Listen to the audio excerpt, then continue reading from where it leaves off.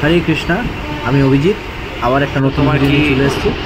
তো আমরা অনেক দিন পর আমার শ্বশুর বাড়ি যাচ্ছি, মানে পুজো ওর বাপের বাড়ি যাচ্ছে, তো খুব আনন্দ এখানেই নাচতে লেগেছে। তো এখানে এসেই জগন্নাথের সেবায় আমরা লেগে গেছি। তো জগন্নাথের কী কী জগন্নাথের সেবা দিতে হচ্ছে জগন্নাথের পটল আলু পনিরের সবজি, আর হবে পোস্ত, আর ভিন্ডি ভাজা, ডাল, অন্ন আর পাটের শাক। জগন্নাথকে একটু দর্শন করিয়ে দাও সবাইকে। আমাদের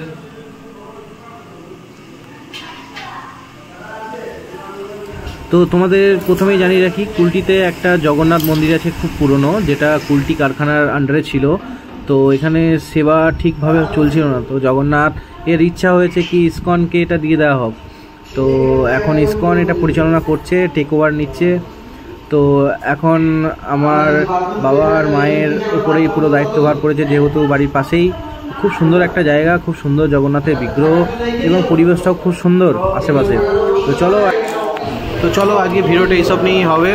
তো ভিডিওটা ভেবেছিলাম অনেক বড় করব, কিন্তু কিছু প্রবলেমের জন্য ভিডিওটাকে ছোট করতে হলো। আমি অলরেডি ভিডিও একটা আপলোড করেছিলাম, কিন্তু সেই ভিডিওটাকে আমাকে ছোট করে আবার আপলোড করতে হচ্ছে। তো চলো জগন্নাথকে সবাই দর্শন করে নাও। আর এদিকে আমি জগন্নাথের ভোগ রেডি করছি, তো তোমরা দেখতে থাকো।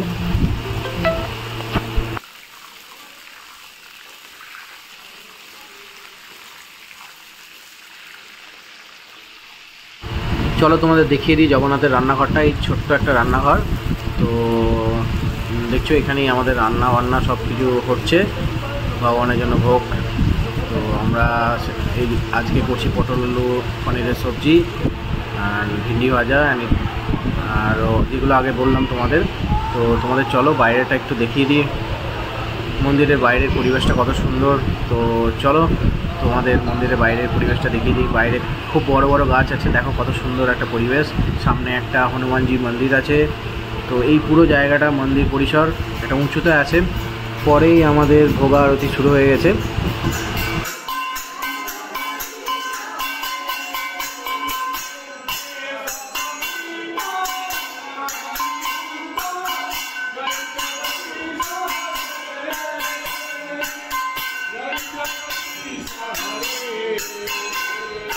বিশেষ কারণবশত ভিডিওটা আমাকে এখানেই শেষ করতে হচ্ছে। আমি আগে একটা ভিডিও পোস্ট করেছিলাম কাল রাতে, তো কিছু অবজেকশনের জন্য আমাকে ভিডিওটা ছোট করতে হলো। বন্ধুরা সঙ্গে থাকো, পাশে থাকো, এই ধরনের ভিডিও আরও আমি তোমাদের জন্য বানাবো।